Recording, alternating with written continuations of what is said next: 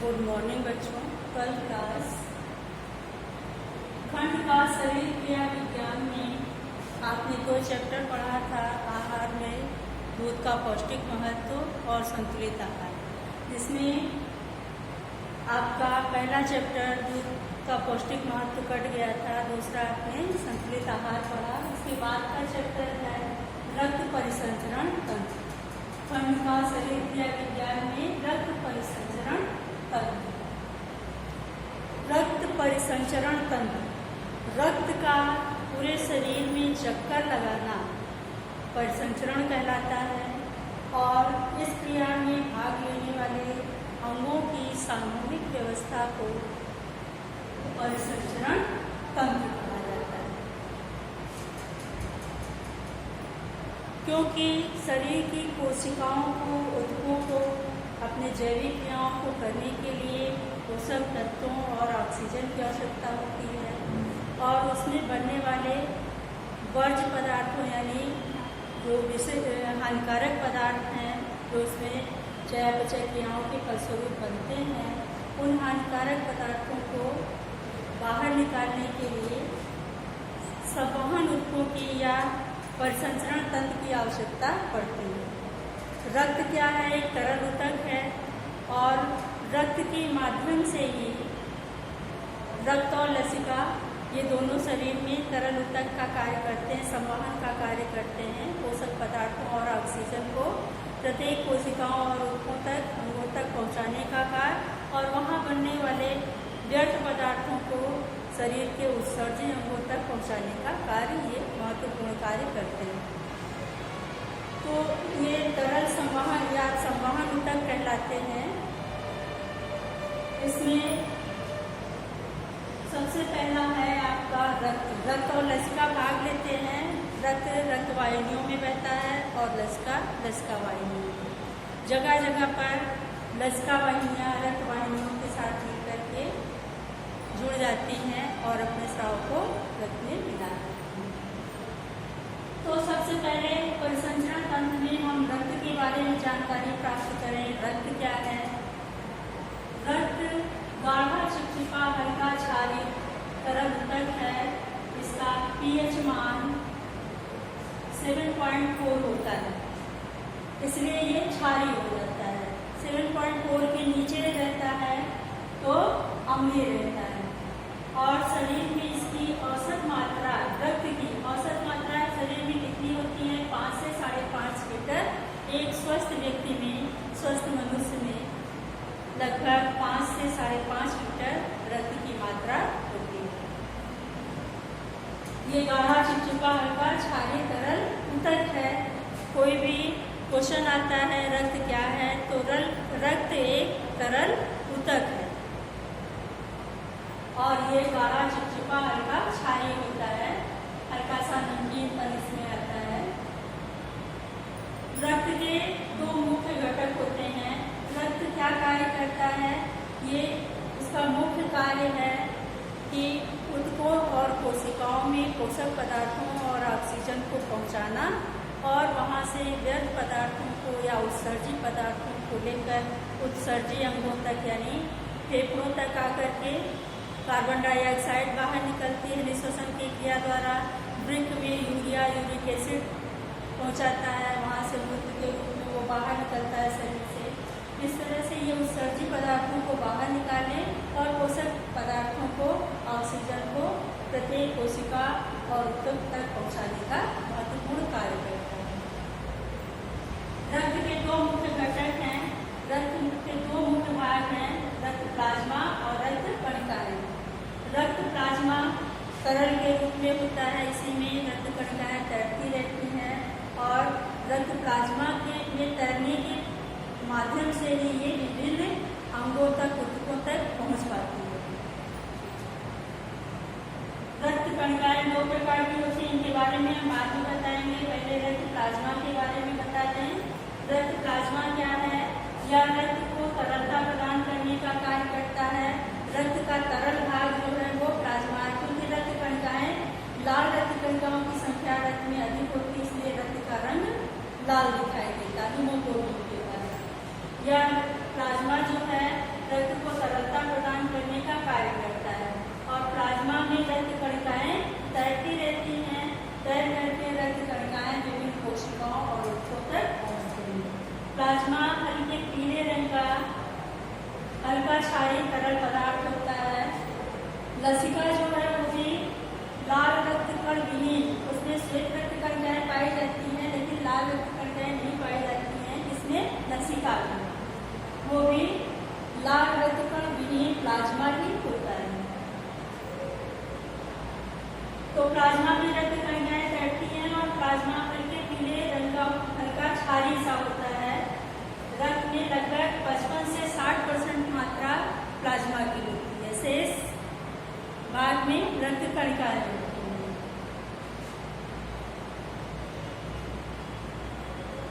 तथा प्लाज्मा में 90 से 92% जल होता है, इसीलिए प्लाज्मा तरल होता है। 90 से 92% तक इसमें जल की मात्रा पाई जाती है। 8 से 9% तक कार्बनिक पदार्थ और लगभग 1-2% इसमें अकार्बनिक पदार्थ पाए जाते हैं। प्लाज्मा का क्या कार्य है? प्लाज्मा रक्त कणिकाओं का संवहन करता है। प्लाज्मा में तैरते हुए रक्त कणिकाएं जो हैं वो विभिन्न अंगों, ऊतकों, कोशिकाओं तक पहुंचने का महत्वपूर्ण कार्य प्लाज्मा के द्वारा ही होता है। दूसरा है कोशिकाओं और ऊतकों को पोषक तत्व प्रदान करना। प्रत्येक कोशिकाओं और ऊतकों तक प्लाज्मा ही पहुंच करके उनको पोषक पदार्थ और ऑक्सीजन इत्यादि महत्वपूर्ण पोषक तत्वों को पहुंचाने का कार्य करता है।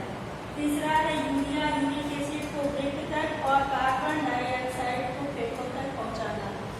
कोशिकाओं को पोषक तत्व प्रदान करने का कार्य करता है और कोशिकाओं ऊतकों में बनने वाले वर्ज्य पदार्थों को या हानिकारक पदार्थों को वहां से ले करके प्लाज्मा अपने में ले करके उत्सर्जी अंगों तक, उत्सर्जी अंग यानी फेफड़े तक और वृक्क तक। वृक्क में यूरिया, यूरिक एसिड पहुंचाता है, फेफड़े तक कार्बन डाइऑक्साइड पहुंचाता है जो निःश्वसन की क्रिया द्वारा हम बाहर निकालते हैं। और वृक्क तक यूरिया, यूरिक एसिड पहुंचाता है जिसको हम मूत्र के द्वारा बाहर निकालते हैं। अगला है रक्त का थक्का बनाकर रक्त की हानि को रोकना। रक्त प्लाज्मा रक्त का थक्का बनाकर कहीं कट जाता है, फट जाता है, रक्त निकलता रहता है, तो रक्त प्लाज्मा में प्रोथ्रोम्बिन नामक प्रोटीन होती है जिससे रक्त का थक्का जमता है और रक्त की हानि को रोकने का कार्य करती है। प्लाज्मा का अगला कार्य है शरीर में पहुंचने वाले रोगाणुओं और उनसे बनने वाले विषाक्त पदार्थों को निष्क्रिय करने हेतु प्रतिरक्षी का संश्लेषण करना।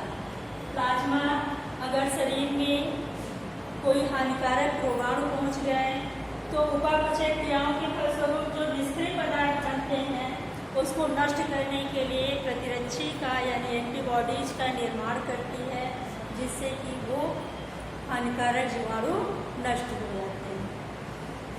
अगले टॉपिक में हम फिर आपसे जुड़ते हैं।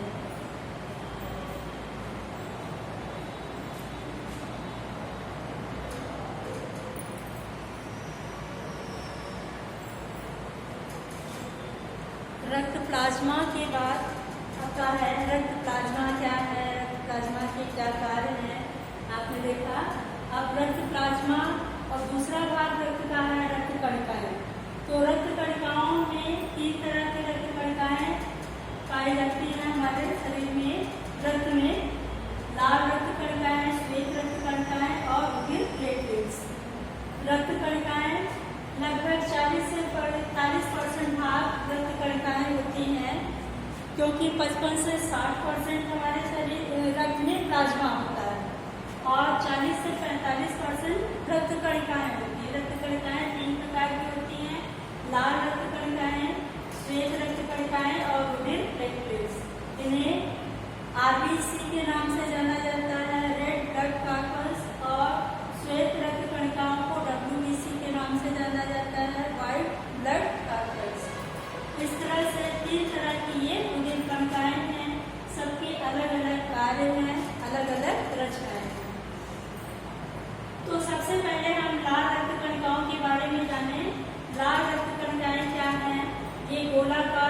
और तलाकार की और केंद्रक रहित होती है, इसलिए केंद्रक नहीं पाया जाता है। ये लाल रक्त कणिकाएं जो होती हैं उभयावतर यानी बीच में उठी हुई, नीचे से चिपटी और बीच में उठी हुई, जैसे प्लेट होती है उसी आकार की। इनमें हीमोग्लोबिन नामक प्रोटीन होती है, इसी के कारण रक्त का रंग लाल होता है। लाल रक्त कणिकाओं की संख्या क्योंकि प्लाज्मा में सबसे अधिक पाई जाती है लाल रक्त कणिकाएं, श्वेत रक्त कणिकाएं और प्लेटलेट्स की संख्या के साथ ये मतलब अधिक पाई जाती है लाल रक्त कणिकाएं। और श्वेत और प्लेटलेट्स, श्वेत रुधिर कणिकाओं और प्लेटलेट्स की अपेक्षा लाल रक्त कणिकाएं रुधिर में अधिक पाई जाती है, लगभग 90% तक 99% तक ये पाई जाती है। इसमें हीमोग्लोबिन प्रोटीन के कारण ही रक्त का रंग लाल होता है। इसके अणुओं को, हीमोग्लोबिन के अणुओं को 2 भागों में बांटते हैं, तो हीम और ग्लोबिन। हीम क्या है? लौह युक्त पदार्थ होता है और ग्लोबिन एक तरह की प्रोटीन होती है। इसमें ऑक्सीजन को ग्रहण करने की क्षमता होती है, इसीलिए फेफड़े में जाकर के ऑक्सीजन से क्रिया करके ये ऑक्सी हीमोग्लोबिन बनाती हैं और फिर ऑक्सी हीमोग्लोबिन युक्त रक्त जो है कोशिकाओं में जाकर ऑक्सीजन मुक्त करता है, कोशिकाओं को ऑक्सीजन देता है। लाल रक्त कणिकाओं का जीवन काल लगभग 120 दिन का होता है। इनका कार्य क्या है? लाल रक्त कणिकाओं का यह ऑक्सीजन वाहक का कार्य करती है, यानी फेफड़े से ऑक्सीजन ले करके ये विभिन्न ऊतकों तक, कोशिकाओं तक पहुंचाने का कार्य करती है और कार्बन डाइऑक्साइड के परिवहन में भी सहायक होती है, यानी ऊतकों से और कोशिकाओं से, अंगों से कार्बन डाइऑक्साइड को लेकर उत्सर्जी अंगों तक पहुंचाने का कार्य करती है। रक्त की सांद्रता को बनाए रखने का काम करते हैं ये और शरीर में पीएच मान के संतुलन को बनाए रखने में सहायता करते हैं। लाल रक्त कणिकाओं का जीवन काल 120 दिन होता है और इनकी उत्पत्ति कहाँ होती है, ये बनती कहाँ है? लाल रक्त कणिकाएं, लाल रक्त कणिकाएं अस्थि मज्जा में बनती है। जैसे मान लीजिए ये आपकी अस्थि है, अस्थि में यहाँ ये भाग जो है लाल मज्जा है और ये भाग भी लाल मज्जा है, यहाँ पीत मज्जा है। तो लाल मज्जा जो है, मज्जा गुहा है, ये बीच में अस्थियों के बीच में गुहा पाई जाती है जिसे मज्जा गुहा कहते हैं। अस्थि गुहा या मज्जा गुहा, उसमें एक गूदेदार पदार्थ भरा होता है, उसे अस्थि मज्जा कहते हैं या बोन मैरो कहते हैं। तो इसमें 3 भाग होते हैं, नीचे ऊपर लाल मज्जा होती है और बीच में पीत मज्जा होती है। तो लाल मज्जा में लाल रक्त कणिकाओं का निर्माण होता है, लाल रक्त कणिकाओं का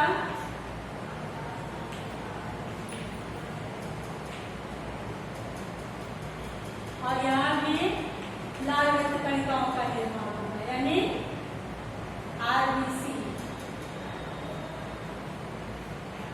है और इस भाग में डब्ल्यूबीसी।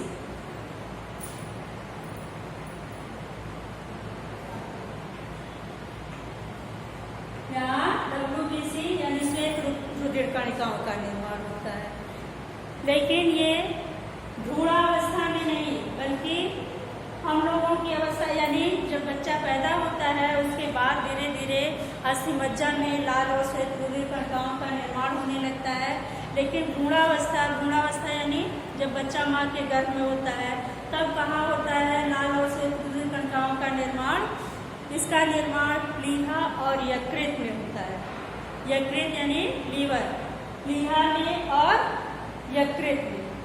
प्लीहा एक ग्रंथि है, प्लीहा और यकृत में लाल और श्वेत रुधिर कणिकाओं का निर्माण होता है। लेकिन जब बच्चा पैदा हो जाता है उसके बाद धीरे धीरे अस्थि मज्जा यानी बोन मैरो में लाल और श्वेत रुधिर कणिकाओं का निर्माण होना प्रारंभ हो जाता है। इस तरह से ये लाल रक्त कणिकाओं के बारे में आप जानकारी प्राप्त रखिए। अब अगला टॉपिक है आपका श्वेत रुधिर कणिकाएं।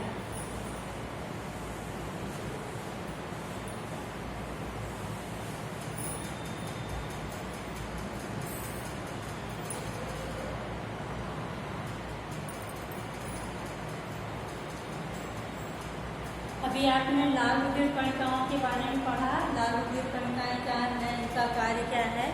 अब अगला टॉपिक है आपका श्वेत रुधिर कणिकाएं। क्योंकि रक्त में प्लाज्मा रक्त कणिकाएं, रक्त कणिकाओं में लाल रक्त कणिकाएं, श्वेत रक्त कणिकाएं और प्लेटलेट्स पाए जाते हैं।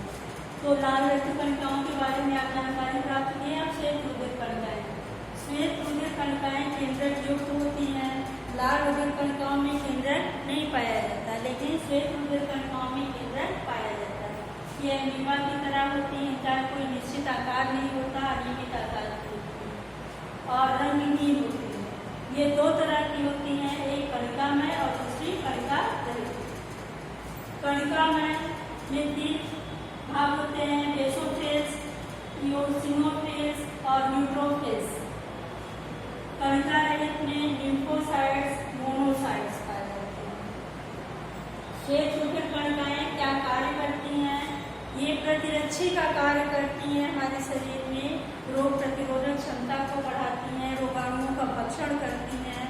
शरीर में हानिकारक रोगाणु या जीवाणु प्रवेश किए या विषाक्त पदार्थों को ये मतलब उनको भक्षण करके ये रक्त को साफ करने का कार्य करती है। जीवाणु आदि का भक्षण करके शरीर की सुरक्षा करती है, ये इसलिए इनको भक्षकाणु भी कहते हैं। अगर शरीर में रोगाणु प्रवेश किए तो श्वेत रुधिर कणिकाएं पहले उनसे संघर्ष करती हैं और रोगाणुओं का भक्षण करने में अगर वो सक्षम हो जाती है भक्षण करने, यानी वो अपने आप में उनको समेट लेती है और नष्ट कर देती है। अगर वो उनको नष्ट करने में सफल होती हैं तो शरीर में रोग के जीवाणु जो हैं अपना लक्षण प्रकट नहीं कर पाते हैं। और अगर नहीं सफल होती हैं, श्वेत रुधिर कणिकाएं हार जाती हैं, रोगाणु अधिक सक्रिय हो जाते हैं, तब शरीर में रोग का लक्षण प्रकट होता है। लिम्फोसाइट्स क्या करता है? कणिका रहित में लिम्फोसाइट्स पाया जाता है। लिम्फोसाइट्स प्रतिरक्षी बना करके यानी एंटीबॉडीज का निर्माण करता है और विषाक्त पदार्थों के प्रभाव को निष्क्रिय करता है। घाव को भरने में भी सहायक होता है। इसके बाद तीसरी कणिका प्लेटलेट्स। श्वेत रुधिर कणिकाएं, लाल रुधिर कणिकाएं और तीसरा भाग है इसका प्लेटलेट्स। प्लेटलेट्स की संख्या 2 लाख से 5 लाख प्रति घन मिलीमीटर रक्त में होता है। ये उभयतल की तस्तरी नुमा होती हैं, जैसे लाल रक्त कणिकाएं होती हैं बीच में उभरी हुई सी तस्तरी नुमा, उसी तरह से प्लेटलेट्स या रक्त बिंबाणु के नाम से भी इन्हें जाना जाता है। इनका आकार भी उसी तरह होता है और ये केंद्रक युक्त होती है, इनमें केंद्रक पाया जाता है। ये रुधिर स्कंदन में भी सहायक होती है। प्लेटलेट्स का क्या काम है? कहीं चोट इत्यादि लग जाता है तो प्लेटलेट्स जो है रक्त का थक्का जमाने में सहायक होती हैं और ये प्लेटलेट्स की संख्या अगर शरीर में कम हो जाती है तो शरीर में सूजन आने लगता है। इसलिए कभी कभी डेंगू इत्यादि में प्लेटलेट्स की संख्या कम होती है तो अलग से प्लेटलेट्स चढ़ाया जाता है व्यक्ति को। इस तरह से रक्त में 3 तरह की जो कणिकाएं हैं उनके सब अलग अलग कार्य हैं, अलग अलग रचना है। अब आप रुधिर के कार्य के बारे में जानकारी प्राप्त करेंगे।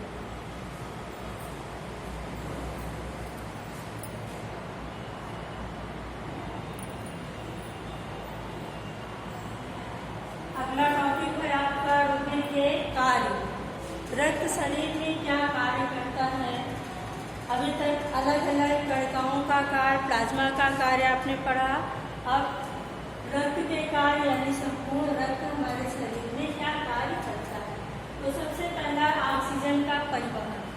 रक्त ऑक्सीजन को फेफड़े से लेकर के ऑक्सीहीमोग्लोबिन बनाता है, जो रुधिर कोशिकाओं में और ऊतकों में आकर के मुक्त ऑक्सीजन को मुक्त कर देता है। यानी ऑक्सीहीमोग्लोबिन टूट करके ऑक्सीजन और हीमोग्लोबिन 2 भागों में बढ़ जाता है और ऑक्सीजन ऊतकों में कोशिकाओं में मुक्त हो जाता है, यानी ऊतकों और कोशिकाओं को ऑक्सीजन मिल जाता है वहाँ पर, यानी ऑक्सीजन का परिवहन करता है। ये फेफड़े से ऑक्सीजन को लेकर के शरीर के विभिन्न भागों तक विभिन्न ऊतकों विभिन्न कोशिकाओं को ऑक्सीजन प्रदान करने का कार्य करता है।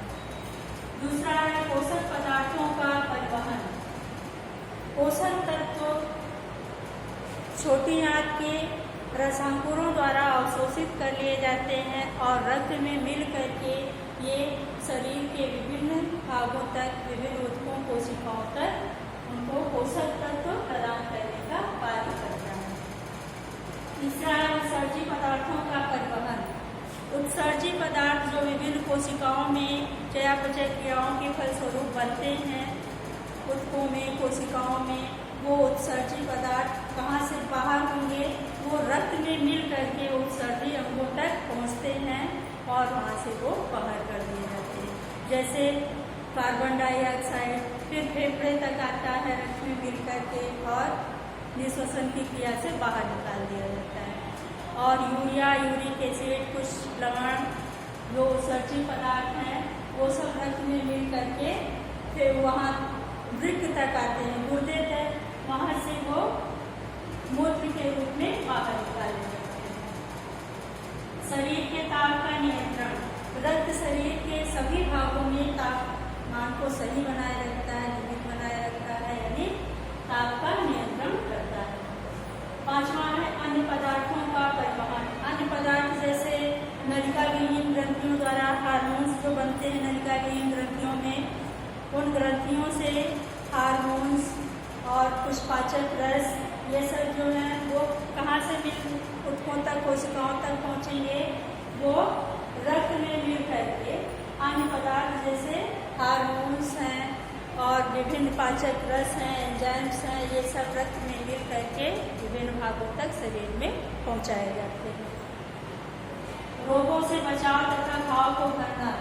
शरीर में श्वेत रुधिर कणिकाएं प्रतिरक्षी का कार्य करती हैं, विभिन्न रोगों से बचाव का काम करती हैं और इनके टूटने के फलस्वरूप जो घाव हो जाता है यानी वो पस बन जाता है, वो पस को बाहर निकालने का काम और घाव को फिर से भरने का काम भी रक्त द्वारा होता है। रक्त का थक्का जमाना। रक्त कहीं चोट लग जाती है, रक्त बहुत ज़्यादा निकलने लगता है, ऐसे स्थान पर प्लेटलेट्स रुधिर कणिकाएं फंस करके वहाँ रक्त का थक्का जमा देती हैं, जिससे कि रक्त का बहना रुक जाता है और शरीर को हानि नहीं होती है। नहीं तो बहुत अधिक रक्त बह जाएगा तो शरीर को हानि होगी, व्यक्ति मूर्छित भी हो जाएगा, कभी कभी बहुत अधिक रक्त बह जाने से मृत्यु भी हो जाती है।